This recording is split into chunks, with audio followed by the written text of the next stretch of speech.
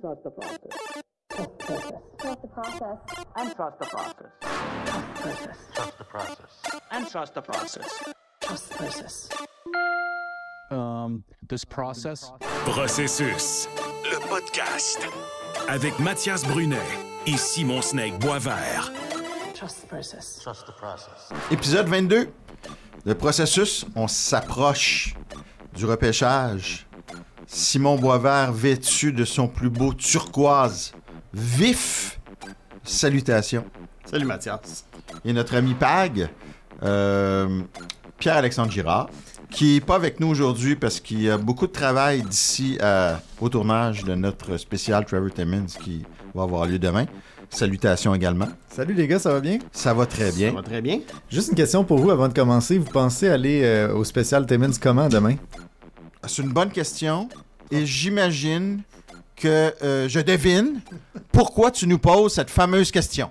Oui, parce que le spécial, lui, sera pas présenté par CarGurus, mais notre émission est présentée par CarGurus. Trouvez la bonne voiture au bon prix grâce à notre vaste sélection d'évaluations et d'avis impartiaux sur les concessionnaires. Commencez votre recherche sur cargurus.ca. Ce qui est bien, messieurs, c'est qu'on va pouvoir transporter l'équipement qui est fourni par Best Buy, le fournisseur officiel de tout l'équipement technologique du studio de la Commission athlétique, ainsi que le complexe JC Perrault pour tous les meubles. Dans le cas de JC Perrault, peut-être qu'un de vous deux va patiner plus ou moins demain. Vous pouvez encourager l'OBNL du complexe JC Perrault qui supporte la persévérance scolaire chez les jeunes en louant une des deux glaces à Saint-Roch-de-l'Achigan. Donc, évidemment, comme vous savez, on enregistre les émissions, il y a un temps de montage, l'émission sort plus tard. Alors, juste pour situer les spectateurs, on enregistre le lundi soir. Demain, les membres Patreon ont pu réserver leur place en priorité, puis ça a pris 10 minutes pour que les places soient réservées. Ils vont assister au spécial Timmins, qui va être disponible ensuite à ces mêmes membres Patreon-là. Et puis là, tous les auditeurs sont bienvenus à notre spécial du repêchage qui aura lieu au lendemain du repêchage de la Ligue nationale pour la deuxième ronde. Et ça aura lieu à l'étoile du match. Il reste quelques places, donc ça sera enregistré devant le public. Ça va même être diffusé sur les ondes de BPM Sport. Messieurs, si vous voulez mettre la table pour cet événement-là, je pense que ça va être pas pire. Ben, puis juste une distinction aussi. D'abord, le spécial Timmins, je crois, est diffusé début juillet, c'est ça? Exact. Pour les abonnés. Pour les abonnés. Évidemment, le repêchage, écoute, ça aurait été vraiment sournois de ne pas donner accès à tout le monde. Tu sais, c'est notre public habituel qui est là chaque semaine. Fait que ça, c'était évident. On l'enregistre devant public, mais il va être disponible partout comme... c'est comme une émission spéciale pour tout le monde. Donc, en direct sur BPM. Oui. Exact. Ouais. Et le vendredi soir, évidemment, on est à la presse, on clavardage, Simon Boisvert et Mathias Brunet, comme on le fait depuis quelques années déjà. Ouais. Ça, c'était la tradition. Puis le lendemain, ben, on reprend tout ce qui s'est passé la veille et on commente les premiers choix de la journée. 11h30 AM, je crois que ça commence. Et la deuxième ronde va être en cours à ce moment-là, qu'on va commenter. Fait qu'on finit, tu sais, on finit fort le balado, là. Les 2 dernières semaines, là, il y a beaucoup de stock, là. Fait que... Ouais. Puis pour ceux qui se demandent comment réserver une place, c'est vraiment bien indiqué sur nos réseaux sociaux. Donc, rendez-vous là-dessus pour tous les détails. Parfait. Écoute, Simon, tu m'es arrivé avec une idée intéressante pour ouvrir l'épisode 22 cette semaine. C'est la liste. Tu as choisi une liste qui a été établie au début de l'année, de la saison 2023-2024, des meilleurs espoirs en prévision du repêchage. Et ça nous démontre, écoute, qu'il y a un écart incroyable. Parfois, qu'il y a des joueurs, que c'est la bourse, mais ça monte et ça descend. Et je te dirais, si tu veux, là, j'ai la liste ici sous les yeux, puis moi, ce qui me frappe d'abord, puis tu en as déjà parlé aussi que tu aimais bien ce joueur-là. Moi, ce qui me frappe, c'est Cole Eiserman au 2e rang, qui semblait vraiment quand même assez unanime là, à ce rang-là. Oui. Pour faire une petite mise en contexte, on sait que à chaque année, après le repêchage, on commence à parler du repêchage suivant. Oui. Et là, on pose des questions. Le repêchage 2025, de quoi ça a l'air? On me le pose déjà, la question. Oui. Je dis tout le temps, c'est très, très difficile. En ce moment, on voit une liste de joueurs, on trouve ça intéressant, mais au fur et à mesure que l'année commence, il y en a qui surperforment, il y en a qui sous-performent. Et à chaque année, c'est le cas. Et l'année passée, en 2023, à l'été, j'avais vu une liste sur Hockey Prospect qui avait publié un top 32 préliminaire de 2024.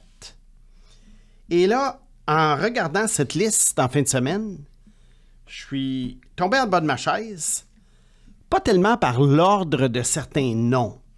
Cole Eiserman, deuxième, oui, c'est frappant. Mais ce qui m'a surtout frappé, c'est qu'il y a peut-être entre 7 et 10 joueurs là-dedans qui vont être repêchés beaucoup plus loin et dans certains cas ne seront même pas repêchés. Et on parlait de gars qui, il y a un an, étaient des top 32. Oui. Allons-y une étape à la fois. Oui.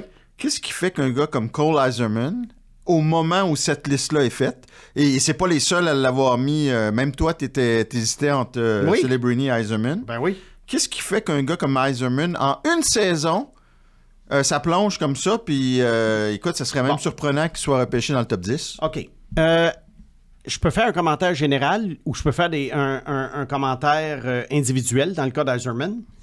Mais le commentaire général, je pense, peut répondre à la question. Bon, je pense que d'abord et avant tout, j'aimerais donner au moins aux auditeurs le top 10 qui avait été mis l'an dernier, juste pour mettre en contexte. Alors évidemment, Marklin Celebrini était premier, Cole Eiserman deuxième, Ivan Demidov troisième, le défenseur Adam Irichek quatrième, Artem Levchunov cinquième, Sam Dickinson sixième, ça on reste pas mal dans les normes. Ouais. Le Russe Igor Chechnushov, 7e. Berkeley Catton, 8e. Konsta Elenius, 9e. Et le Finlandais Arun Kiviariu, le défenseur, 10e. Bon, qu'est-ce que je retiens de ça? Ben, c'est Eiserman, 2e. Et pourquoi? Moi, je vais te faire un commentaire général. Le commentaire général, c'est qu'à 16 ans, quand tu observes un joueur, habituellement, un recruteur, il va se concentrer sur la cuvée des joueurs admissibles au repêchage. Et il va jeter un coup d'œil sur la cuvée suivante. Ouais. Bon. Et là, à ce moment-là, on voit les forces du joueur. On se laisse emballer par les beaux buts, les beaux jeux. Et on se dit, wow, si ce gars-là joue comme ça à 16 ans, qu'est-ce que ça va être l'année prochaine? Alors, le gars qui a 25 buts dans le junior à 16 ans, on le voit comme un marqueur de 40-50 à 17. Ouais. Et ça n'arrive pas tout le temps. Ouais. Cole Eiserman, et ce qui arrive, c'est qu'à 17, et c'est là la suite de l'explication, c'est que là, tu commences à décortiquer le jeu. Et là, quand tu décortiques le jeu, ben, tu pars d'être dithyrambique envers un joueur à picosseux. Dans le sens que, ben là, l'année passée, tu aimais beaucoup son coup de patin, son lancer, mais là, cette année, ben, il ne se replie pas tant que ça. Ah, ben, il n'est pas assez physique. Ah, ben finalement, je ne sais pas, il n'y a pas des grands talents de passeur. C'est pas un grand fabricant de jeu. Et là, on devient pratiquement négatif. Mais on n'est pas picosseux avec tout. Regarde, Celebrini n'est pas descendu. Non. Demidov n'est pas descendu. Non, mais on picosse tout le monde. Mais c'est que tout le monde qu'on a mis sur un piédestal l'année d'avant devient picossable. Oui, mais parce qu'on les a mis trop haut. Ben oui, mais ceux qui sont picossés. Oui. Ben, c'est parce qu'ils n'ont pas offert le rendement. Oui, mais s'il avait été picossé à 16 ans, un peu plus, il y aurait peut-être moins de picossage à 17. OK. Parce que c'est qu'à 16 ans, tu ne regardes que les qualités. Ouais. C'est ça l'affaire. Alors, c'est sûr qu'un gars comme Celebrini, il a vécu selon sa réputation. Il a eu une année aussi bonne à 17 qu'à 16, sinon meilleure. Mais Cole Eiserman, alors que l'an dernier, on voyait le marqueur à la Brett Hull. Ouais. Ben là, cette année, on voit le gars qui est il n'a pas toujours un bon sens du jeu, c'est confus, il se replie pas. Le gars, c'est juste un bon lancier puis rien d'autre, il est unidimensionnel. Et c'est comme ça que le gars dégringole. Fait qu'il n'a pas été moins bon que l'année précédente? Moi, j'ai regardé l'année précédente. Parce que ça m'intéresse toujours. Et là, quand je le regarde, je vois le même Cole Eiserman. Et c'est là que j'en suis venu à la conclusion qu'on focusait sur les forces. Dans le cas d'un gars comme Adam Irichek, qui était classé 4e. Et qui est surtout qui pique ma curiosité parce que c'est le premier défenseur. Oui, c'était le premier défenseur l'an dernier. Et là, il va peut-être être le 7e défenseur choisi. Ou 8e. Oui. Ben lui, il a été blessé. Et ce qui est arrivé, c'est que durant les 3 mois qui ont précédé sa blessure, il n'a pas suffisamment montré de choses qui font en sorte qu'on aurait pu se dire « Ouais, il a été blessé, mais de septembre à décembre, il a été exceptionnel. » Mais peut-être que la blessure il a été blessé après. Oui, il a été blessé après. Alors déjà qu'au départ, Ouais. Irichek, je trouvais pas qu'il était exceptionnel, mais en se blessant, c'est qu'il descend encore plus parce que là, il y en a d'autres qui ont l'opportunité de passer devant lui. Ouais. Tu sais, si Caden Lindstrom, il a été blessé, mais Caden Lindstrom en a fait suffisamment montré de belles choses de septembre à sa blessure, au fait, pour qu'il demeure dans le top 10. Puisque tu me parles de Caden Lindstrom, qui va peut-être être le choix du Canadien au 5e rang, sait-on jamais. Je regarde ta liste de 32 noms. Où est Caden Lindstrom? Il était pas là. Il était pas là. Il était pas là. Pourquoi? Bonne question. Écoute, il y a des joueurs parfois qui ne sont pas là parce qu'ils n'ont pas joué à 16 ans dans le junior. Mais c'était pas son cas. Ouais. C'était pas son cas. J'imagine qu'on ne voyait pas en lui le potentiel d'un choix de premier tour. Est-ce que c'est une source de préoccupation, le fait qu'il ait Non. émergé d'un coup? Non.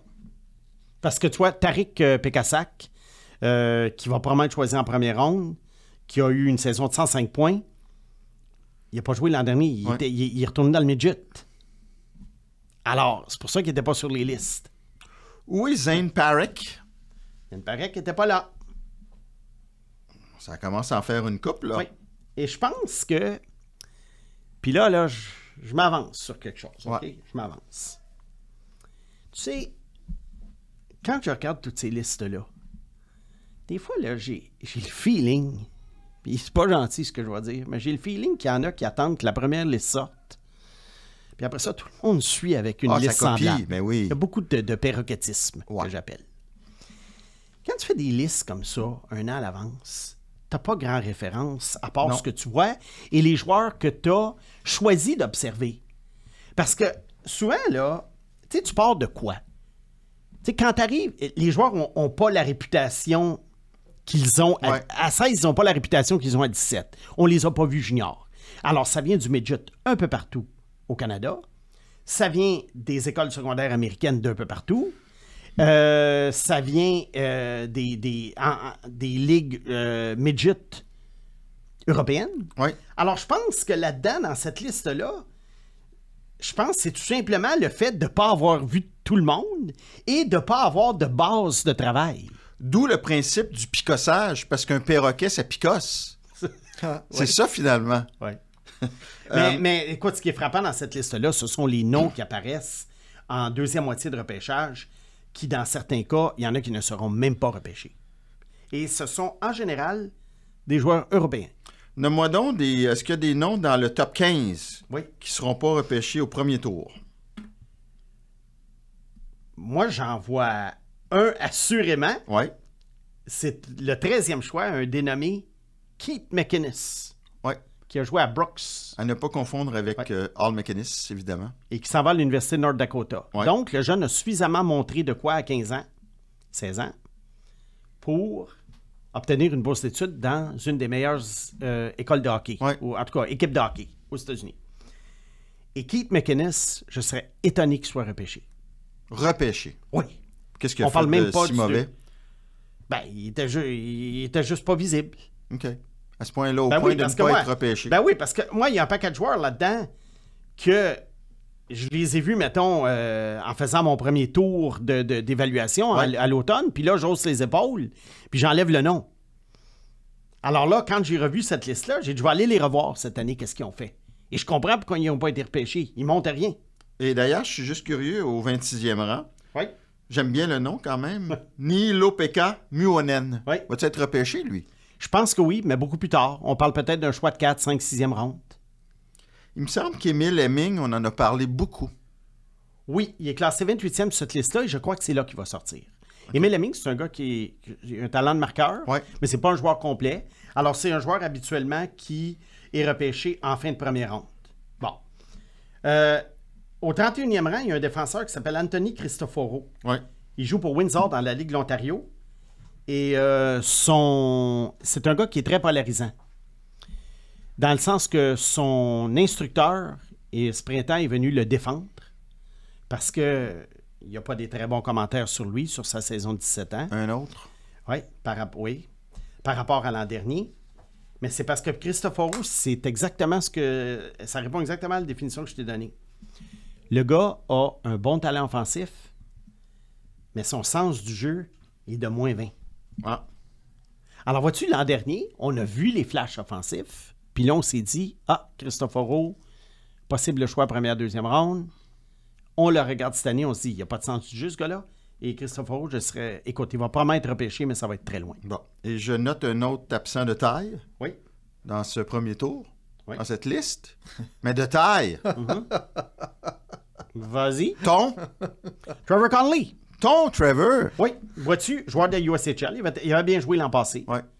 À 16 ans. Comme je t'ai dit, Est-ce qu'il était sur ta liste en début de saison? Oui, mais pas aussi haut. Il était où, à peu près? Milieu de première ronde. OK. Oui. Mais comme je t'ai dit, eux autres, là, ils ont peut-être pas porté attention à tous les 16 ans sur la planète. Oui. Tu sais, c'est comme... Moi, là, je me rappelle, dans le midget, dans le junior, on arrivait au mois de septembre, puis on voyait les midgets pour la première fois. Les midgets 3. Ouais. On avait quelques noms qui étaient connus parce que, bon, dans le hockey mineur, on en avait parlé. Mais règle générale, c'était des parfaits inconnus pour les recruteurs. Et au mois de novembre, on se réunissait puis on faisait notre première liste. Les listes étaient complètement éparpillées. Un coup que la centrale de recrutement avait sorti son classement au mois de décembre, après ça, là, les listes se ressemblaient toutes. Je vais te poser une question très candide. Oui. Tu sais, comme on prend un Cole Eiserman qui est 2 au début de l'année, qui va descendre, et on sait que le développement d'un jeune, c'est pas linéaire. Non. C'est des montagnes russes. Mais souvent, on dirait que quand le gars commence à descendre, il ne peut pas remonter. Qu'est-ce qui fait que l'année suivante, il ne pourrait pas remonter, ce gars-là? Bien, c'est arrivé. C'est arrivé par le passé. Je prends par exemple Anthony Duclair. Anthony Duclair, un des meilleurs joueurs midget, je dirais, au Canada, même au monde, à l'âge de 15 ans. Ouais. 16 ans, très bonne saison avec les Remparts de Québec. Et il est perçu comme un choix, certainement top 10, top 15 à son repêchage, qui était 2013. Et là, à 17 ans, il y a comme une baisse. Ouais. Une baisse de régime. Moi, il m'avait moins épaté. Il n'était pas mauvais, mais il m'avait moins épaté. Et il sort en troisième ronde. Mais après ça, à 18 ans, il a remonté. Alors lui, il a choisi la pire année pour avoir sa pire année. Oui. Puis il y en a qui remontent. Tu sais, puis, corrige-moi si je me trompe, souvent un joueur qui est perçu là, parmi les meilleurs candidats en début d'année ou à 16 ans, qui descend, bien, au moment où l'équipe le repêche, on dit c'est un vol. Évidemment. Et c'était comme Angelo Esposito. Oui. Il est sorti 20e à Pittsburgh. C'était un des favoris à son année 2007. Il devait partir premier. Il devait partir premier. Devant Patrick King. Oui. Ouais. Il tombe 20e. On dit les Penguins de Pittsburgh ont fait un vol. Pourquoi on a ce... Parce qu'on se dit que c'est un accident de parcours. On se dit que les autres équipes dormaient au gaz. Tu sais, moi, je me souviens, le soir du repêchage, 2007, j'avais regardé ça avec des amis. Puis il y en a un qui m'avait dit à un moment donné, il dit coudonc, il dit Esposito, il sort pas. Puis là, il a employé une de mes expressions, ils ont-tu besoin de lunettes? Alors c'est ça. Tu sais, souvent tu te dis, ben le gars dégringole, puis tu sais, c'est arrivé dans la NFL, pour ceux qui suivent la NFL. En 83, il y avait un repêchage qui était très, très riche et le corps arrière du Temple de la Renommée, Dan Marino, était sorti 28e, alors qu'en début de saison, il devait batailler pour sortir premier. Aaron Rodgers, plus moderne, Aaron Rodgers, était supposé sortir premier ou deuxième, et là, il se met à dégringoler, il est sorti 25e. Ouais. Tu sais, ça nous prendrait Éric Oziel, là, pour jaser de ça. C'est ça. Alors, tu sais, ça dépend, mais c'est vrai ce que tu dis, que ces gars-là sont toujours perçus comme des vols parce qu'on espère qu'ils reprennent la forme précédente. Je reviens en 2012. Au début de la saison 2011-2012, il y avait un défenseur qui s'appelait Nicky Burt, qui jouait en Ontario. On parlait de lui comme d'un futur candidat au trophée Norris à 16 ans. Année complètement médiocre à 17. Et il a été le dernier choix, 211e, je crois, du repêchage 2012. On se Par les rappelle Kings. dessus. Par les Kings? Les Kings. Ouais. Il n'a jamais joué. Mais au As-tu moment joué où... dans la Ligue américaine, au moins? Oui. OK. Mais au moment où il est sorti, 211e, la première réaction de beaucoup de gens, c'est ça va être lui le vol du repêchage. Parce qu'on ne s'attendait peut-être pas à ce qu'il devienne un candidat au Trophée Norris, mais on s'est dit, voyons donc, Nick Ebert va au moins être dans un top 4. Il n'a jamais été. Imagine. Plus proche de nous, plus près de nous, Brad Lambert. C'est ce que j'allais te mentionner. t'en allais là? Oui. Brad Lambert, pendant 3 ans, à 2022. partir de l'âge de 15 ans, Ouais. était premier choix de 2023. Premier choix de 2023. 2022. L'année de Slavkovski. Oui, c'est Ouais. ça. Et là, premier choix. Puis là, tranquillement, pas vite, c'était lui ou Shane Wright. Puis là, tranquillement, pas vite, là, il y a eu ce qu'on appelle une fatigue, Brad Lambert. On le voyait dans les tournois internationaux, on le décortiquait, c'était un late, donc une année de plus pour le picosser. Et là, on se dit, Brad Lambert, très inconstant, moi le premier. Écoute, il joue en périphérie, là. Tu m'as envoyé des matchs, Périphérie, là. Ouais. inconstant, Ouais. des flashs, Ouais.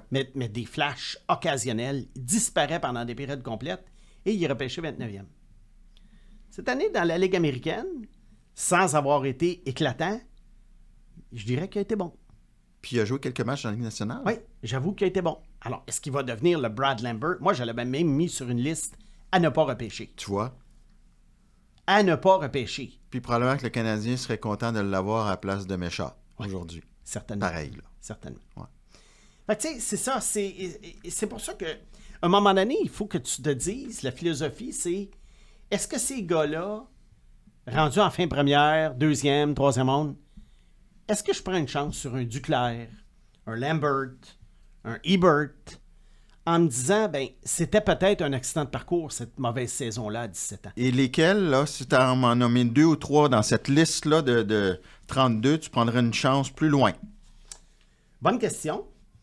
Moi, je te dirais, dans la liste, juste pour le fun, là, je vais nommer quelques noms pour les auditeurs, juste pour que vous voyez à quel point les choses peuvent changer en un an. C'est des noms que la plupart des gens n'ont jamais entendus. Des gars comme Viti Visainen, David Zwozil, Carl Sterner, Hiroki Gossik, Nilo-Pekka Muonen, Roope Vesterinen, Émile Vigny. Écoutez, là, Écoute, ce il y a sont de quoi faire des illustres jolis inconnus. jeux de mots pour Pag. Là. Oui. Oui. Ouais, mais Moi, je te dirais, celui que je prendrais, Ouais. c'est le gardien de but Émile Vigny de la Finlande. OK. Parce que, tu sais, 32e, on ouais. dit que les gardiens, il y a beaucoup de bons gardiens finlandais. C'est quand même pas une catastrophe, sa saison. C'est juste que c'est pas une bonne saison pour les gardiens. Je vais y revenir tout à l'heure dans un autre bloc. J'irai avec Vigny. Les autres, honnêtement, les McInnes, les Svozil, les compagnies, Qui Honnêtement. vit Arju, honnêtement... Tcherchunov. Bon, là, eux autres, c'est sûr. Là. Tcherchunov, lui, je l'ai classé, je crois, à 20e, 19 ou 20. Donc, c'est Fait quand qu'à même pas une 26 grosse pour le différence. Canadien, tu le prendrais. Ben oui. Ouais. Kiviariu, non. Il y avait un auditeur qui me demandait d'ailleurs pourquoi j'avais pas Kiviariu, vu que j'aimais beaucoup évaluer le talent. Ouais. Kiviariu a du talent, mais je le trouve pas si bon que ça. Tu sais, des fois, c'est talent, c'est un mot, je trouve, qu'on utilise à toutes les sources. C'est un mot qui est très vague. C'est quoi ça, du talent? Puis moi, je vois Kiviariu, je vois pas un joueur de hockey. Bon, ça en dit long. Ah, mais Kiviariu, d'après moi, devrait sortir en deuxième ronde. Il me semble que Stian Solberg, on en entend un petit peu plus parler de ce temps-là. Oui, c'est quand même intéressant que ce gars-là ait été classé 20e à l'été dernier parce que à Noël, il n'était pas vraiment sous le radar pour la première ronde. Ouais. Et il est revenu sous le radar après les fêtes. Ouais. Et là, il va peut-être sortir justement autour du 20e rang. Alors, tu sais, quand même, dans les 20 premiers, Mathias, quand tu regardes ça, c'est quand même pas si mal parce qu'à part McInnes, il y en a probablement 17 ou 18 qui vont sortir en première ronde. Anton Silayev n'est pas là non plus. Anton Silayev n'est pas là, mais ça, Anton Silayev, je pense qu'il était sur la liste de personnes. Ah oui. Il a été une révélation en début de saison dans la KHL, te souviens-tu? Il y avait un buzz autour de lui. Je pense qu'il y avait 1 point par match dans les 2-3 premières semaines. Puis là, on s'est dit, c'est Victor Edmund, là. Ouais. C'est ça. Attention. Alors lui, c'est un peu normal. Maxime Massé était 14e. Oui, vois-tu, il a baissé, lui. On a picossé son coup de patin. Je suis curieux de savoir, Slavkovski, puis là, je m'attends pas à une réponse, tu sais peut-être pas ça par cœur, là, mais en début d'année, en Je m'en 2022, oui? Oui, top 5. Ah, OK, il était encore là. Oui, moi, je l'avais 5e.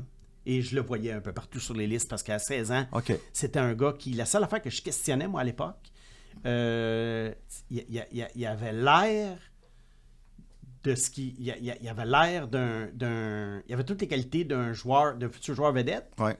mais la production n'était pas là. Ouais. Et moi, des fois, ça me fait un petit peu peur, ça. Mais là, on voit que les craintes ont été... Et je l'avais classé premier l'an dernier, là, Ouais. au repêchage, Ouais. là. Donc, c'était Shane Wright, Brad Lambert, Slavkovski, Cooley devait être là aussi. Oui, oui. Puis là, ça devait être soit Nemetz ou Jirichek, j'imagine.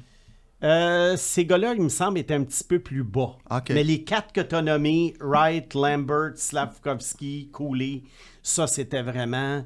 il y avait Mathieu Savoie aussi, Ah oui, OK. qui est sorti un petit peu plus loin. Ouais. Je sais pas s'il va être bon, lui. Ben, lui, il rentre dans la catégorie d'à peu près des 18 attaquants des Sabres de Buffalo qui se ressemblent. T'irais-tu chercher, lui, pour le Canadien? Étant donné qu'il y a tellement ce surplus-là à Buffalo. C'est-tu le genre de... Il est un peu plus jeune, il a moins Ouais. prouvé, mais Buffalo en a trop. Est-ce que c'est le genre de gars que tu ciblerais? À cause du physique, j'en viserais un autre. Ouais. Mais c'est sûr que s'il me coûte pas trop cher, oui, parce qu'on le sait, on peut toujours faire des échanges. Le 26? Ben oui.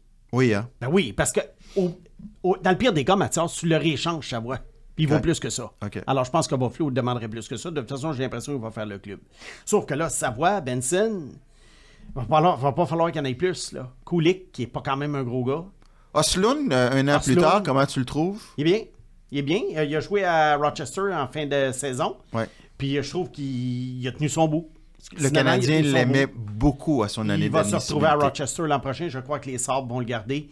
Les Sabres, eux autres, là, ils doivent faire une évaluation là, dans la prochaine année ou deux, vraiment de leurs jeunes joueurs, puis de décider qui part, qui reste. Ça explique pourquoi Middlestad a été changé pour Bowen Barron. là. L'évaluation est commencée d'ailleurs. On a commencé à faire le ménage pareil à l'attaque. Là. Il le faut. Ouais. Il le faut. Parce qu'à un moment donné, ça te prend un top 9, puis un top 9 équilibré. Ça peut pas juste être des alliés, ça peut pas juste être des petits joueurs. Ça peut pas juste être des marqueurs. Alors, il va falloir qu'à un moment donné, il y ait une recette qui soit faite avec les ingrédients qu'ils ont. As-tu l'impression que Kulich, ils vont vouloir le garder ou qu'il pourrait être sur le marché? Moi, je pense que c'est un gars qui pourrait être sur le marché. Et là, c'est ça, je lance ça en l'air. Pour la seule raison, c'est que à 18 ans, il a été exceptionnel dans la Ligue américaine. Il n'y avait jamais un joueur de 18 ans qui avait fait des points comme ça depuis, je pense, je ne sais pas qui, là, Gordie Howe. Et à 19 ans, on dirait qu'après les fêtes... Oui, parce que grosse première moitié de saison. Oui. Il a baissé de régime. Est-ce qu'il était blessé? On ne sait pas. Okay. C'est pour ça que je lance en l'air. Est-ce qu'il pourrait être disponible? Peut-être que oui. Bon. Moi, j'avais des questions, les gars, par Vas-y rapport à ce premier bloc-là. La conversation que vous avez, j'ai l'impression que ça doit être la même conversation qu'ils ont chez les professionnels, là, au sein des recruteurs. Tu sais. C'est quoi que vous pensez qui est l'indicateur principal qui fait lui, il ne descendra pas dans le futur ou lui, il va continuer à augmenter? Bonne question. Oui, c'est une bonne question. Moi, je pense que si un joueur est travaillant et qu'il a un bon sens du jeu, à la base, tu as 2 ingrédients qui font en sorte que c'est très, très difficile de baisser un joueur comme ça parce que ça se perd pas, ça. Il n'y a pas un joueur qui est travaillant à 16 ans et qui décide de ne pas l'être à 17. Il n'y a pas un joueur qui a un sens du jeu à 16 ans et qui à 17 ans qui ne l'a plus. Le coup de patin, c'est la même chose. Ce qui est plus dangereux, d'après moi, c'est les joueurs unidimensionnels. Les joueurs qui n'ont qu'une seule qualité. Comme Iserman. Comme Iserman. Puis mon autre question, c'est par rapport à ces jeunes-là qui ont d'aussi grandes descentes. Pensez-vous que c'est un aspect psychologique qui savent que leur nom commence à sortir? Ou c'est aussi un fait que les autres équipes vous remarquent ces listes-là et commencent à protéger mieux ces joueurs-là? Les deux. Je pense que dans certains cas, il y a des joueurs qui ont peut-être un petit peu de misère à prendre la pression de voir leur nom sur les listes. Même s'ils ont de la pression quand même depuis leur jeunesse, là. Un joueur très talentueux, il commence à se mettre de la pression sur les épaules, ou il y a de la pression sur les épaules depuis longtemps. Mais il y en a peut-être que ça affecte.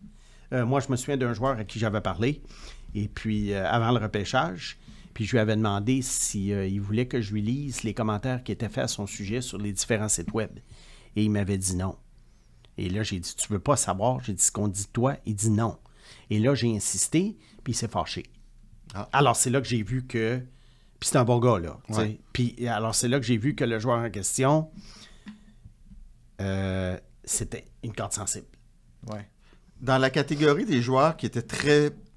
Puis là, j'essaie de me rappeler de qui. C'est un Kirill, qui était très haut. Les Islanders ont fini par le repêcher au 2e tour. Kaprizov. Kirill Kaprizov. Pas Kaprizov. Koslov? Écoute, je me rappelle d'un Kirill, il avait joué à Moncton. Oui. Dans la... Je vais regarder en même temps. Il avait joué à Moncton. Ce gars-là était classé top 5. C'était l'euro qu'il fallait aller chercher. Et quand Moncton était allé le chercher, ça avait été le coup d'éclat. Et le gars, finalement, est sorti en 2e ronde parce qu'à sa session de 17 ans, on s'était rendu compte que c'était le joueur le plus paresseux à peu près de l'histoire du hockey. Mais malgré tout, les Islanders l'avaient choisi. Si tu vas dans les choix des Islanders... J'y vais. Tu vas le trouver. Et on disait que c'est un... Et les Islanders, c'est pas la première fois. Body Wild ont fait la même chose. Oui, Body Wild. Et Josh Osang, qui était très bien coté aussi, qui est descendu. Et je continue à descendre. On dirait qu'ils aiment ça, eux, prendre ces risques. Kirill Kabanov. Kabanov, c'était pas Kaprizov, c'était Kabanov, en plein ça. 6 pieds 3, 185 livres, un ailier gauche. À son année d'admissibilité, écoute... En quelle année qui a été repêché? 2009-2010. Il avait 23 points en 22 matchs à Moncton. Voilà. Et écoute, ça a joué. Il était arrivé pendant la saison, puis il avait été... C'était le nouveau dieu de la Ligue de hockey. 2010. Choix 3e tour en 2010. C'était le nouveau dieu de la Ligue de hockey junior majeur du Québec. Puis on disait c'est un vol. Oui. Parce qu'il était... Puis tu vois, c'est rare. Ouais. C'est rare qu'un gars chute puis il remonte quand même. C'est rare, mais à un moment donné, rendu en 3e ronde, alors que tu lances des dards, tu te dis que ça vaut peut-être la peine. Mais je ne sais pas si... Tant que tu as des joueurs là, vraiment que tu aimes sur ta liste, qui peuvent être des solides top 9 ou top 4, je pense pas que tu dois laisser passer un solide top 9 ou top 4, en tout cas, c'est jamais assuré, mais pour lequel tu as plus d'assurance, que de lancer un dard avec un gars qui a chuté. Ouais. Mon avis. Bon. Le podcast Processus vous est présenté par CarGurus. C'est dur de savoir si vous achetez la bonne voiture au bon prix, mais pas quand vous achetez avec CarGurus. Nous vous donnons une vaste sélection de véhicules, des évaluations et des avis impartiaux sur les concessionnaires. Faites le bon choix et commencez votre recherche dès aujourd'hui sur cargurus.ca ou téléchargez notre application mobile. Préfère, c'est grand. Que tu sois charpentier, agriculteur, plâtrier, infirmier, c'est chez Préfère que tu trouveras le plus vaste choix de vêtements, chaussures, équipements de sécurité et haute visibilité. Situé à Belleuil, sortie 109, autoroute 20 ou préfère.ca. Préfère, habiller les travailleurs d'ici. Pour ce deuxième bloc, Simon, tu nous proposes des cartes cachées. On aime ça, les cartes cachées. Bien, à chaque année, on voit des joueurs entre les rondes 3 à 7 qui éventuellement deviennent des bons joueurs dans la Ligue nationale. Ouais. Et là, on se dit, comment ça se fait que le jour du repêchage, on les a pas vus, on les a ignorés? Ouais. Moi, j'en ai essayé des cartes cachées. Je te dirais que peut-être ma plus célèbre, si on peut dire, c'est Victor Arvidsson. Ah! Que j'avais classé dans mon top 10, qui n'a pas été repêché en 2013 et qui a été repêché en 4e ronde en 2014 et qui est devenu un joueur très, très honnête, même... un marqueur de 30 buts dans les bonnes saisons quand il n'était pas blessé. Tu ne dois pas avoir une grosse moyenne au bâton quand même avec des cartes cachées. Non. Là. D'ailleurs, dans les questions des auditeurs, on va revenir là-dessus. OK. Alors, pour les cartes cachées, moi, j'ai identifié 5 joueurs qui, d'après moi, vont être choisis en 3e ronde et plus. Je vais expliquer un peu pourquoi ils vont être choisis plus loin et quelles sont les chances de réussite. Prenez des notes à la maison. Oui. Alors, c'est pas nécessairement... Il y en a peut-être pour les poolers, ça va les intéresser, mais dans d'autres cas, ce sont des joueurs qui vont faire la ligue, mais qui ne seront pas nécessairement des joueurs à pool, comme on dit. Alors, le premier, sans ordre, là, on va y aller par position, c'est le gardien de but Mikhail Yegorov. Mikhail Yegorov, 6 pieds 4, 187 livres. Il jouait à Omaha dans la USHL. C'est un Russe qui s'est emmené ici. Statistique atroce. 892 de moyenne d'arrêt, pourcentage d'arrêt, 3,86 buts par match en 43 matchs. Écoute, Omaha, c'est un désastre, les Lancers d'Omaha. L'ancienne équipe de Louis Leblanc, il y a une quinzaine d'années. Ouais. Mais le gars, il a un bon gabarit, il est athlétique. Et je crois qu'en fin de saison, il a donné des mauvais buts, mais je crois qu'il était épuisé. C'était des bombardements tous les soirs. Et en 2025-2026, il s'en va à Boston University. Ah. Ça, moi, c'est probablement, c'est pas une grosse année de gardien de but, mais si je vais chercher, mettons, un gardien de but d'avenir possible à partir de la troisième ronde, je considère Yegorov fortement. Bon. Le suivant, c'est un joueur de la Ligue de hockey junior maritime Québec. Dracard de Bécomo, qui se sont rendus en finale. Alexis Bernier, défenseur droitier, 31 points en 67 matchs. Bon. 31 points en 67 matchs, pourquoi? Bien, premièrement, c'est Nick Svenenko qui était le défenseur qui était sur le jeu de puissance, le général du powerplay. Alors, c'est sûr que Bernier n'a pas eu autant d'avantages, mais il jouait 22 minutes par match. Bernier, c'est un gars qui est rapide, qui est agile, qui est bon passeur. Son profil dans la Ligue nationale est défensif. Un David Savard, genre. Peut-être. Qui aurait pu être une carte cachée à son année d'admissibilité, là. Exact. Et je me souviens que un recruteur de McKeans à l'époque qu'on connaissait sur ton blog, Rick Springhetti, avait prédit une belle carrière à David Savard à ce moment-là. Oui, hein? Puis on salue Rick qui nous écoute sûrement chaque semaine. Alors, Alexis Bernier, peut-être un genre comme ça. Alors, on parle peut-être d'un défenseur numéro 4, numéro 5. Pour le Canadien, évidemment. Pour le Canadien à considérer. Okay. Oui. Ensuite, William Zellers, ça, d'après moi, c'est le meilleur joueur des écoles secondaires américaines. Pourquoi il est classé plus loin? C'est difficile de classer les joueurs des écoles secondaires. Le calibre est tellement faible. Ça doit. Tellement faible. Saint-Pierre 170, il joue à Shattuck St. Mary's, où a joué Sidney Crosby. 111 points en 54 matchs. OK. Bon. Pas gros. Pas gros. Lui aussi s'en va à North Dakota 2024-2025. Dès cette année. Alors, à considérer. C'est un bon patineur, mais il n'est pas nécessairement super dynamique. Il a des bonnes mains, il dégaine rapidement et il n'a pas peur d'aller dans l'enclave. Pour moi, un autre joueur à considérer, deuxième, troisième rang. Il y en a qui disent qu'il ne coûtera pas cher en plus. Oui. Zellers. En effet. Bravo. Pour les plus vieux, ça n'existe plus, ça, je pense. Ça existe encore, ça, Zellers? Je pense qu'ils veulent ramener la marque. Ils veulent ramener la marque, oui. Puis il n'y a pas de défenseur qui s'appelle le Village des Valeurs, hein, non? Ouf. Vas-y, mon Mathias. Simon. Ouf, Mathias. Pag, en tout cas, Pag n'a pas à craindre son podium du meilleur c'est du sûr. jeu de mots. Je sais pas si c'est enviable, en tout cas. Oui. En tout cas, moi, je me retire de cette conversation-là. S'il te plaît. Le joueur suivant, c'est un joueur de la Ligue de l'Ontario qui s'appelle Kevin Hay. H-E. Saint-Pierre 185, un ailier gauche. 31 buts, 22 passes en 64 matchs. Donc, quand même, 31 buts à 17 ans. C'est un joueur qui est rapide, il est hargneux. Il y a une accélération soudaine qui surprend les défenseurs des fois. Mais c'est surtout un bon marqueur. Pas un fabricant de jeu du tout. Pas une grande vision. Pourquoi c'est une carte cachée, alors? Ben, S'il a marqué 31 buts? Parce que c'est pas un fabricant de jeu, il n'y a pas une grande vision. Okay. Donc, il y a des... Il y a quand même des lacunes, là. Sinon, il serait classé fin première, début deuxième. Ouais. Moi, ce que j'aime de lui également, c'est que c'est un gars qui continue à jouer à fond de train, même quand son équipe perd par une marge de 4-5 buts. Ça, c'est une affaire que j'ai observée. Alors, un gars, peut-être, éventuellement, pour un troisième trio offensif. Bon. Puis pour le gérant d'équipement, ça coûte pas cher de lettres non plus dans le dos. En effet. Voilà, j'essaie d'encourager d'inspirer notre ami Pag, là. Alors, mon cinquième et dernier espoir, Miguel Marquez, centre de Saint-Pierre, 172 livres, qui joue à Lethbridge, en Alberta. 67 matchs, 28 buts, 46 passes, 74 points. La grande qualité de Miguel Marquez, en fait, il y en a deux. La première, c'est que c'est un fin passeur. C'est un gars qui enfile l'aiguille.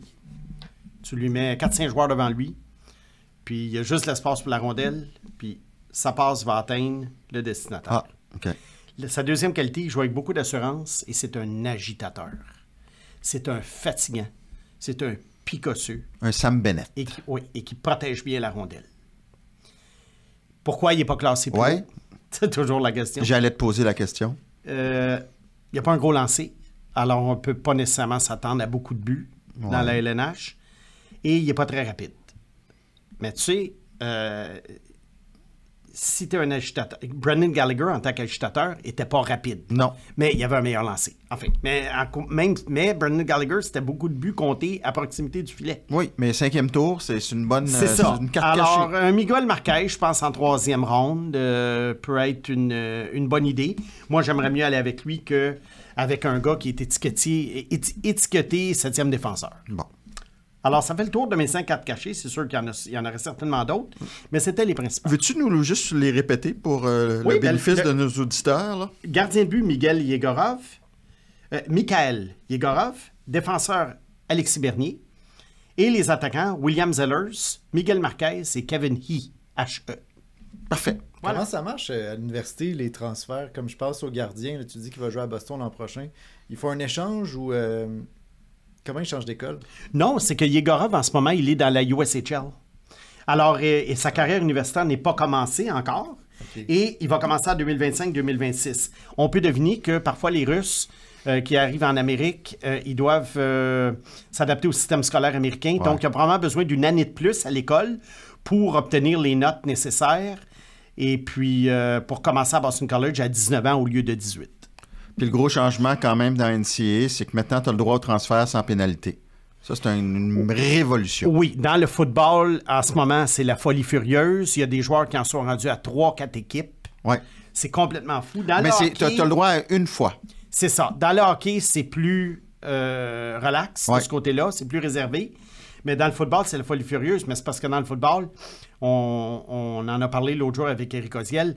Il y a des joueurs qui peuvent aller chercher $1 million par année. C'est ça. Dans le hockey, c'est pas le cas. Ouais. Puis même au soccer, il y a des répercussions comme moi, je l'ai vécu avec mon garçon. Ouais. Les joueurs de première année, c'est plus difficile d'avoir la bourse complète. Finalement, il l'a obtenue.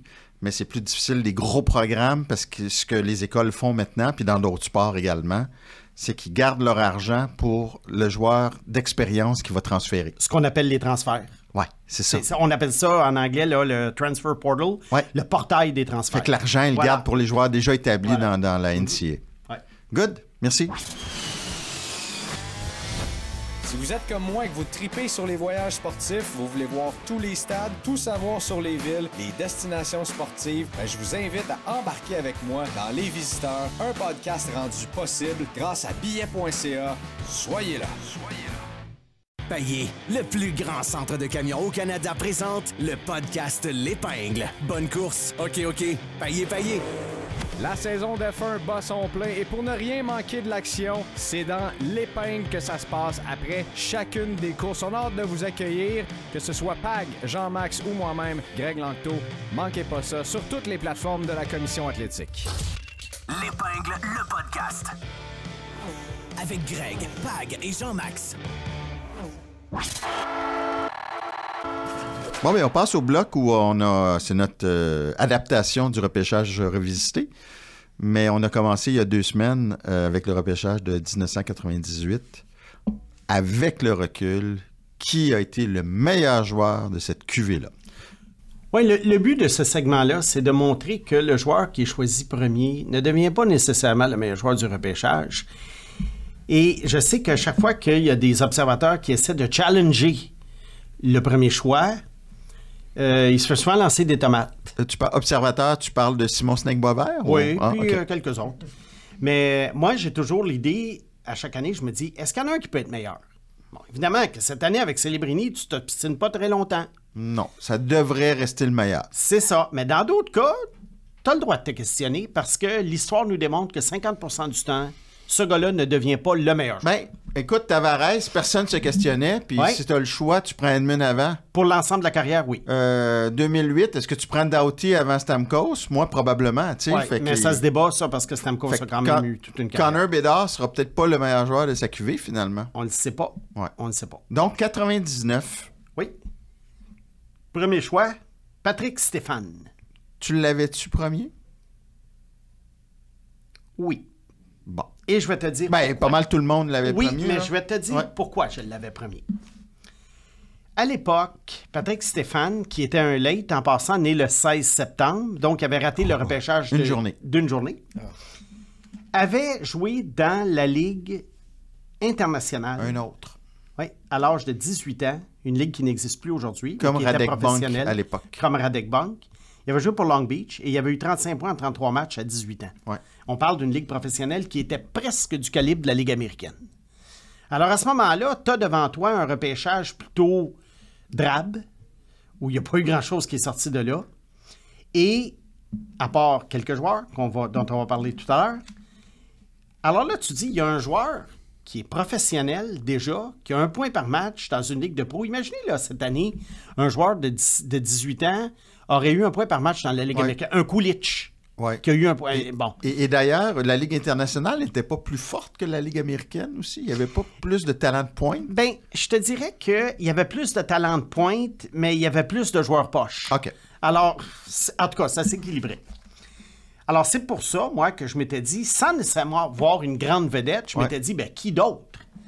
Parce que là, dans les qui d'autre, ça n'a pas été un grand repêchage, sauf que au numéro 2 et 3, la dernière fois d'ailleurs ou à peu près qu'un choix très élevé a été échangé sur le plancher du repêchage ou la journée il y a même. eu 2003 aussi, je crois, là, avec Fleury. Oui, il y avait eu... Stars, là, C'est les frères Sedin qui sont sortis à Vancouver, 2 et 3. Mais là, écoute, c'est ça, c'est notre ami à l'époque, j'ai un trou de mémoire comme j'en parle, à Vancouver.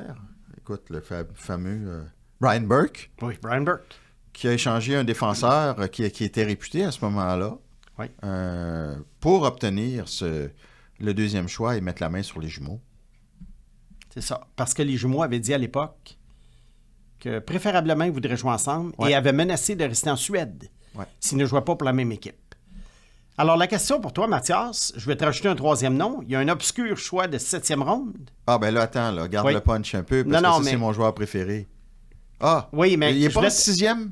Tu parles de Zetterberg? Oui, 6e, non? 7e ronde, 210e. OK. Alors, ma question pour toi.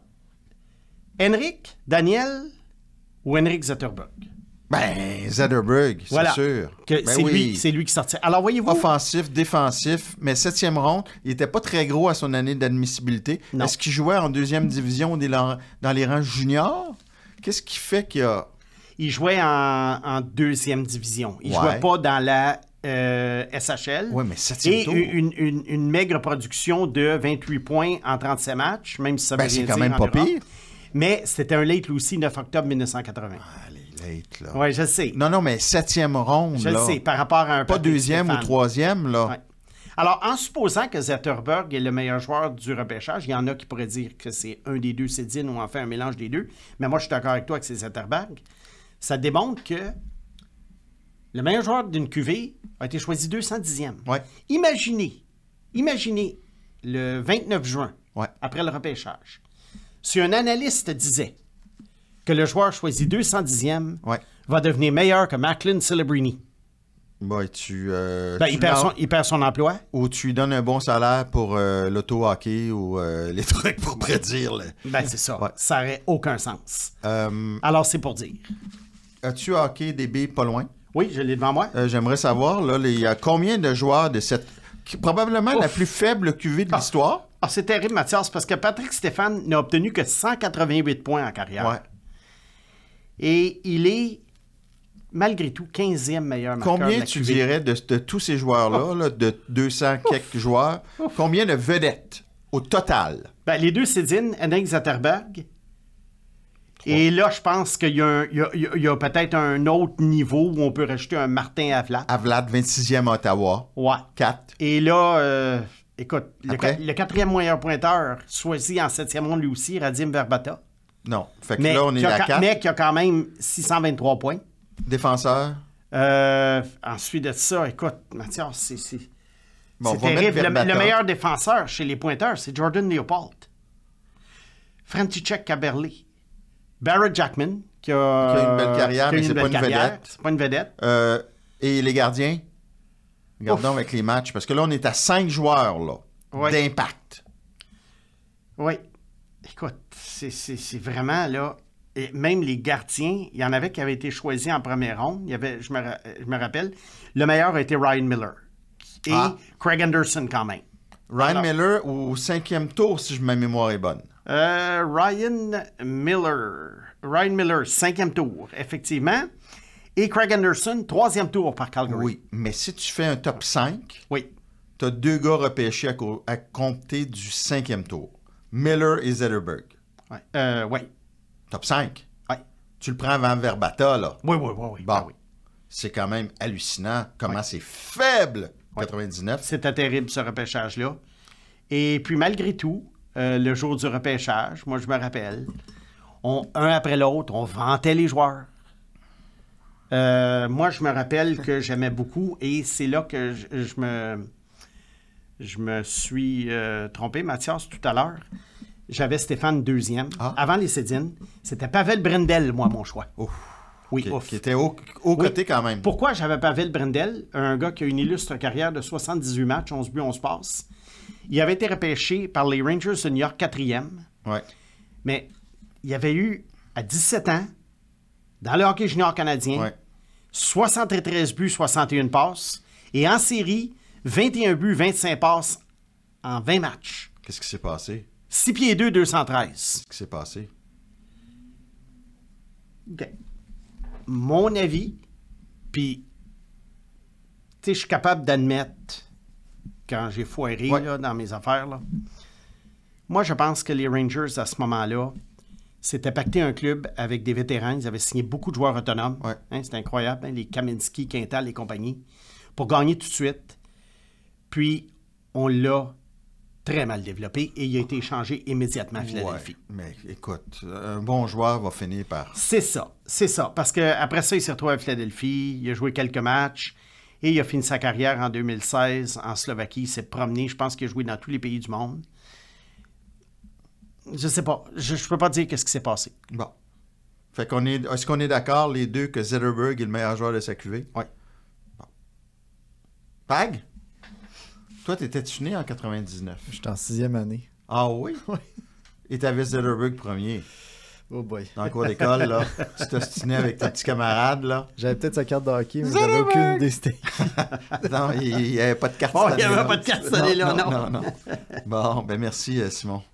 Le podcast Processus vous est présenté par Cargarous. C'est dur de savoir si vous achetez la bonne voiture au bon prix, mais pas quand vous achetez avec Cargarous. Nous vous donnons une vaste sélection de véhicules, des évaluations et des avis impartiaux sur les concessionnaires. Faites le bon choix et commencez votre recherche dès aujourd'hui sur cargarous.ca ou téléchargez notre application mobile. Préfère, c'est grand. Que tu sois charpentier, agriculteur, plâtrier, infirmier, c'est chez Préfère que tu trouveras le plus vaste choix de vêtements, chaussures, équipements de sécurité et haute visibilité. Situé à Belleuil, sortie 109, autoroute 20 ou préfère.ca. Préfère, habiller les travailleurs d'ici. Dernier bloc. Pag, avais-tu quelque chose à ajouter ou...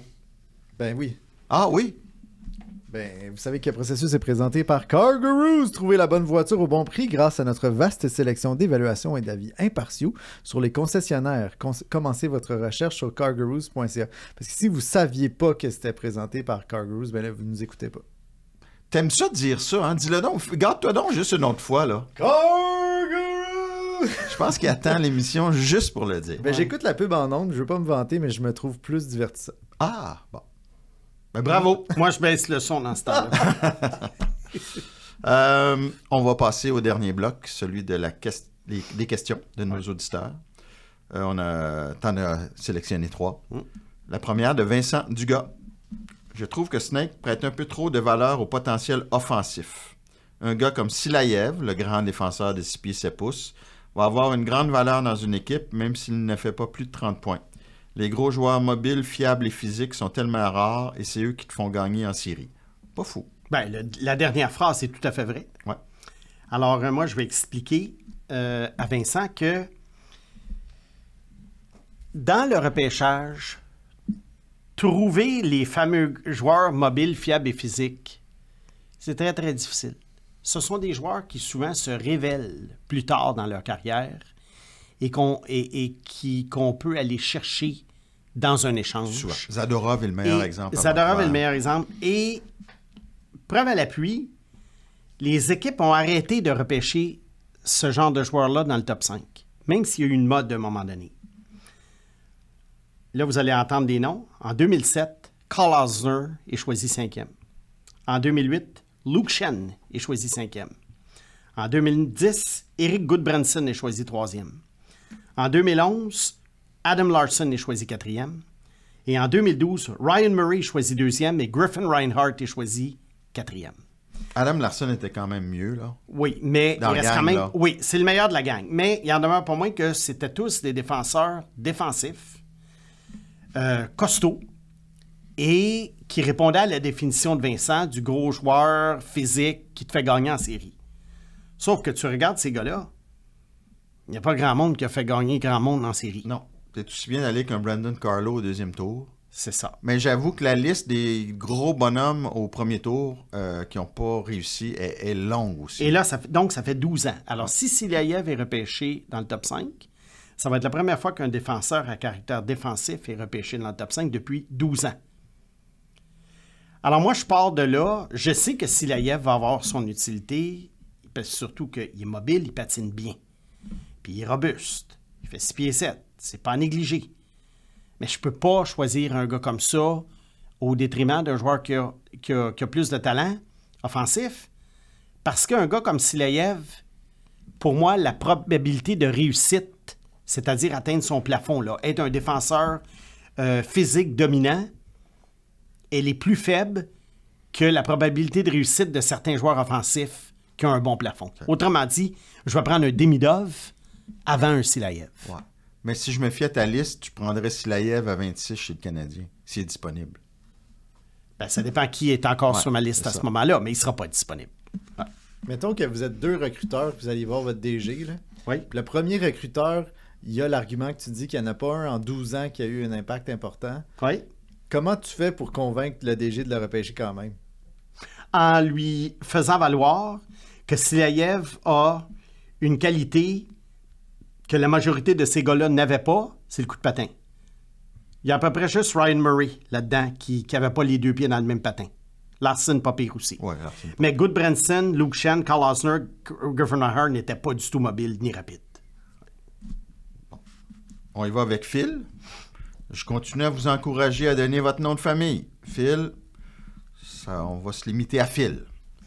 J'aimerais voir les prédictions hors des sentiers battus des 10 dernières années de Snake. C'est souvent n'importe quoi. Bon, okay. C'est peut-être pour ça qu'il n'a pas donné son nom de famille. Bon, prédiction hors des sentiers battus, pour moi, c'est lorsque je vois un joueur beaucoup plus gros que son rang de repêchage. C'est ça pour moi une prédiction hors des sentiers battus. Alors, ça peut varier. Ça peut être Cale Makar, qui est sorti 4e, mais que moi, je voyais comme un futur gagnant du Trophée Norris. Ouais. Ou ça peut être, comme on a dit tout à l'heure, Victor Arvidsson. Ouais. Que je voyais c'est plus hors des sentiers battus. Mais Arvidsson n'est pas devenu une grande vedette, tandis que Makar l'est devenu. C'est juste... Souvent, pour moi, c'est l'écart entre ma prédiction et comment le joueur est perçu. Ouais. Bon. Alors, je vais donner des exemples des deux côtés pour montrer à Phil que des fois, c'est du n'importe quoi, mais des fois, c'est pas du n'importe quoi. Alors, dans les trucs, dans les joueurs que je voyais, moi, plus haut, et il y en a à peu près une dizaine, là, que je voyais plus haut et qui ont surperformé leur rang de sélection. Tyler Toffoli, Jason Zucker, des gars choisis 47 et 59. Philippe Forsberg, choisi 11e. Andrei Vasilevski, choisi 19e. 2 joueurs qui ont eu une carrière honnête qui ont été choisis 110e et 150e. Andreas Athanasiou, Alex Kerfoot. Ouais, Athanasiou, ouais, pour un choix de fin de premier tour, c'est correct. Oui, c'est ça. Mais là, 110e. Ouais. Olivier Bjorkstrand, 89e. Mais que tu connaissais des rangs juniors, évidemment. Victor Arvidsson, 112e. Des joueurs qui, d'après moi, ont surperformé, là, que moi, j'avais beaucoup plus haut. Carl Connor, 17e. Brock Besser, 23e. Et Rupins, 49e. Que moi, j'avais beaucoup plus haut que leur rang de sélection. Moi, Carl Connor, je voyais le joueur qu'il est devenu. OK. Je voyais le joueur de 80 points. Ouais. Brock Besser, je voyais le marqueur de 30-40 buts. Ken Makar, évidemment, à qui j'avais prédit le Trophée Norris. Quinn Hughes, à qui j'avais prédit, pas le Trophée Norris, mais pas candidat, ça sera pas loin, 7e. Robert Thomas, 20e, je l'avais dans mon top 5. Et Yegor Sharangovich, 141e, qui est devenu un marqueur de 25 buts. Ça, c'était mes bons coups, c'était le pas n'importe quoi. Puis le n'importe quoi maintenant. Le n'importe quoi. Matt Pumple, 25e. Et et j'ai oublié un joueur que j'aimais, excuse, qui n'a jamais été repêché, Evan Rodriguez. Ah, oui. Oui, je me rappelle. Tu te rappelles sur le blog, j'en avais parlé. Bon. Alors, dans le n'importe quoi, Matt Pumple, 25e. Ah, tu l'aimais, lui. Ah, Oui. tu l'aimais. Oui, Matt Pumple, je voyais un marqueur de 30-35 buts. Ouais. C'est un gars que j'aurais choisi probablement 5e ou 6e. Et il est sorti 25. Et il a eu un tour de chapeau dans sa carrière. Alors, il a eu une belle soirée dans sa vie dans la Ligue nationale. Comme Ryan Poehling. Comme Ryan Poehling. Dans le n'importe quoi, on poursuit Sébastien Kohlberg, 33e, Oui, que choisi par le Canadien. repêché, ouais. Je l'avais dans le top 10. Valérie Nichushkin, 10e. Valérie Nichushkin, là, oui, il a aidé l'Avalanche à gagner la Coupe cette année. Il a été brillant durant les séries, mais où le n'importe quoi, c'est que je l'avais premier devant McKinnon. Mais écoute, il y a eu tellement eu de problèmes de santé mentale, Je de sais. consommation, c'est sûr. Je sais, mais quand même, je l'avais Ouais. premier. Alors, tu C'est sais, bon, c'est ça. Un joueur qui a été choisi 5e, mais tu sais, si c'est bon pour Makar, c'est bon pour Nichushkin. Ouais. Des fois, c'est pas nécessairement un gars qui est choisi 200e. Ça peut être un gars choisi 5e. Moi, que j'avais premier, Michael Dalcol. Ouais. Je l'avais premier, choisi 5e. Alors, mais qui n'a rien fait. Dans d'autres joueurs que j'aimais bien, Denis Gurianov, choisi 12e. Ouais. Je le voyais meilleur que ça. Tyson Jones, choisi 10e, que je voyais un centre de 70 points par année et qui est rendu un joueur de 4e trio, cédé aux mineurs. Ouais. Un choix du Canadien qui, lui, a Mais été... tu sais, Tyson Jones, là, c'est parce que là, Phil, il parle des prédictions hors des sentiers battus. Ben, Tyson Jones, c'est un top 10 pour pas mal tout Oui, le monde. Là. Fait mais que ça, hors- ça, rend- oui, ça mais- rentre pas dans la catégorie. Là. Ben, ça rentre un peu parce que j'étais fatigant avec lui. Tu veux vraiment t'auto-flageller, Oui, là. oui. T'es pas obligé, Bon, là. un joueur que j'avais dans le top 10, Yoni Ikonen, choisi ici 58e par bon, le Canadien. là. Lui, je m'étais fait avoir avec son tournoi 18. Mais Ikonen aussi, par contre, a été blessé quoi? Ah, des grosses blessures. Ouais. Année après année, Après année année, après ouais. année après année. Lui, on peut quasiment le mettre dans la catégorie... Hors série. hors série. Bon. Bon, un joueur que je voyais plus haut, que j'avais dans mon top 10, qui ne fera jamais la Ligue nationale, Dominique Bock, Ouais. choisi 25e par les Blues de Saint-Louis. Qui a été échangé vite aussi. Échangé vite. Et Bodie Wild, choisi 41e. Moi, je croyais que ça serait un défenseur top 4.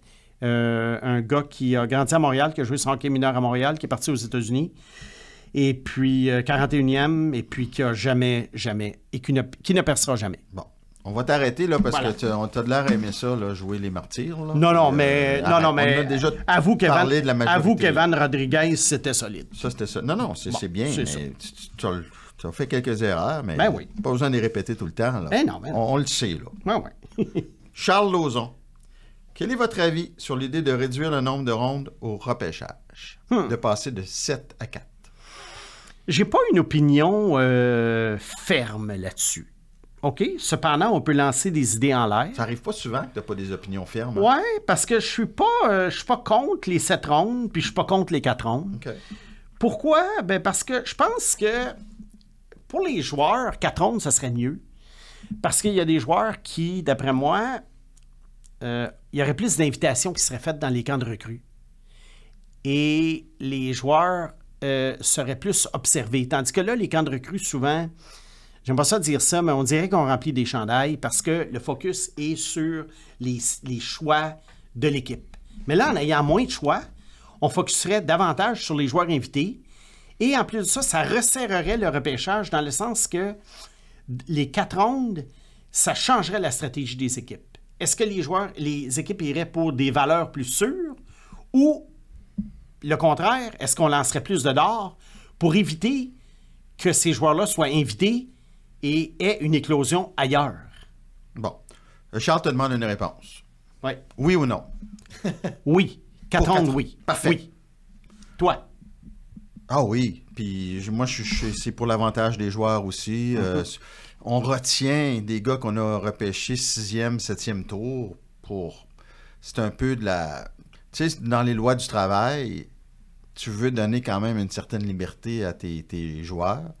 Et là, tu as les droits pendant 2 ans, parfois 4 ans, sans nécessairement... tu peux les recracher au bout de 2 ans. Fait que pour moi, regarde, si tu le veux vraiment, là, repêche-le dans les 4 premiers tours. Parfaitement d'accord avec toi. Bon. On ferait quoi avec Zetterberg? Zetterberg, là, si Détroit l'aime à ce point-là, puis il a peur de le perdre, ben il repêche-le dans les 4 premiers tours. Là, c'est que tu sais qu'il va probablement être disponible plus tard, puis Ouais. tu prends ton temps. Fait que, garde, tant pis, mon chum, si tu l'as pas dans les 4 premiers tours. Oui, parce qu'à un moment donné, quelqu'un va le remarquer et ça va faire comme Artémis Panarin, puis il va signer comme agent libre. Exactement. Voilà. Bon, ben ça conclut l'épisode 22. Pag, considère-toi salué. Salut les gars, j'ai hâte à demain. Et le serpent, on se revoit demain. Ça va brasser. Oh oui. You win. Processus. Avec Mathias Brunet et Simon Snake Boisvert.